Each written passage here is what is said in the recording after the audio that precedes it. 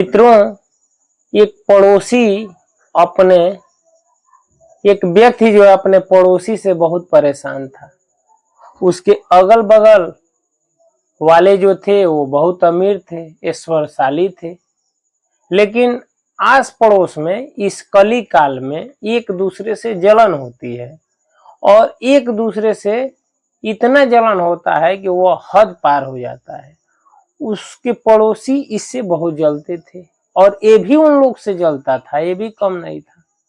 वो लोग धन का, पावर का इस्तेमाल इस पे करते थे। ये परेशान हो गया था। पड़ोसियों के से परेशान होने के बाद ये जो है भगवान शिव की आराधना करने लगा। तपस्या में शिव जी के बैठ गया और लगा लगातार तपस्या करने। और आप लोग जानते ही हैं शिव जी जो है आशुतोष है, भोलेनाथ उनको कहा जाता है, भोले हैं। सबसे ज्यादा अगर कोई प्रसन्न होने वाला कोई है तो वो शिव जी हैं।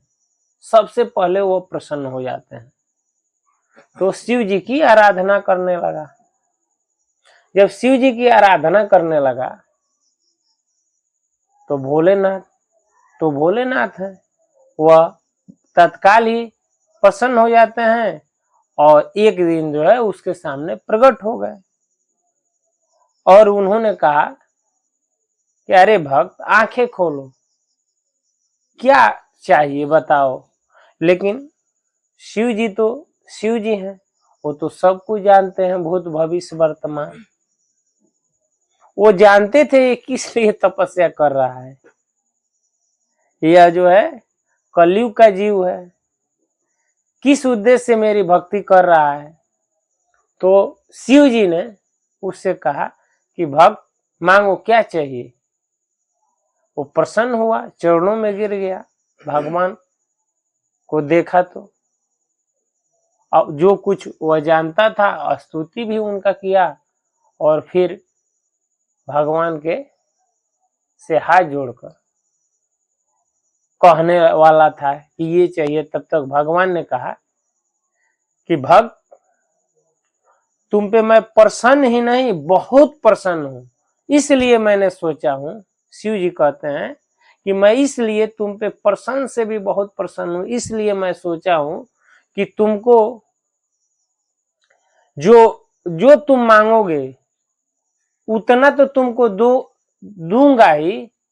जो मांगेगे वो मैं दूंगा, लेकिन जितना तुम्हें दूंगा उसके दूना जो है तुम्हारे पड़ोसी को मिलेगा। अब ये तो परेशान था, पड़ोसियों के लिए शिव जी की आराधना करता था, तपस्या किया था। अब शिव जी ने ये कह दिया कि मैं जो है बहुत प्रसन्न हूं, प्रसन्न से भी बहुत ज्यादा प्रसन्न हूं, जो कुछ तुम मांगोगे वो उसके दूना तुम्हारे पड़ोसी को दूंगा। यह तो इसके सामने ये चाहा था कि मैं उन लोगों से ज्यादा मांगूंगा, ये तो प्लानिंग का हिस्सा था नहीं।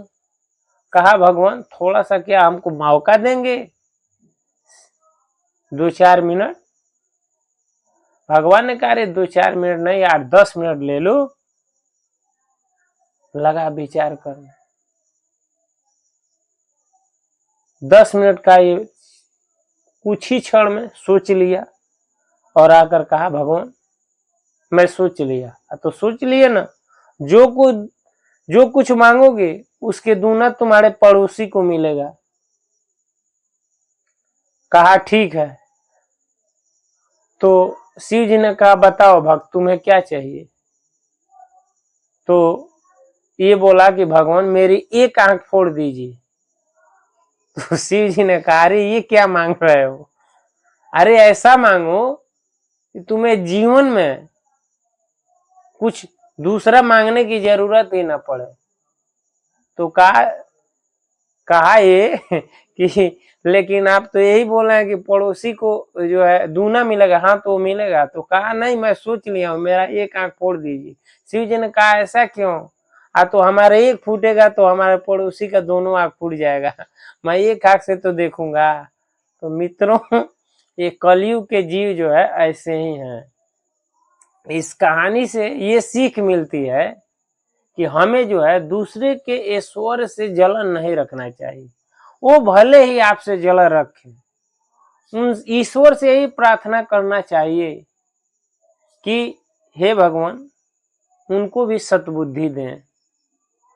वो भले ही आपसे जले लेकिन आप उनसे मन जलिए, क्योंकि ऐसा करेंगे तो देखे ना, शिव जी ने भी द्वेष भाव से आप उनका तपस्या किया था तो उन्होंने भी आपकी परीक्षा ले ली। वह जो है लालच में पड़ गया, इसलिए जो है पड़ोसियों को दोनों आंख जो है फोड़वा दिया। मित्रों, कहा गया है कि भगवान जो है कहाँ निवास करते हैं। रामचरितमानस में ऐसा उल्लेख है। एक भक्त पूछते हैं कि हे भगवान आप कहाँ निवास करते हैं, तो राम जी कहते हैं कि हे भक्त मुझसे पूछ दिए हो तो मैं बताता हूं मैं कहाँ निवास करता हूं। जो दूसरों को दुख देखकर दुखी हो जाता है और दूसरों का सुख देखकर सुखी हो जाता है, ऐसे भक्त के हृदय में मैं भ्राता लक्ष्मण और पत्नी सीता के साथ उसके हृदय में निवास करता हूं। वो भक्त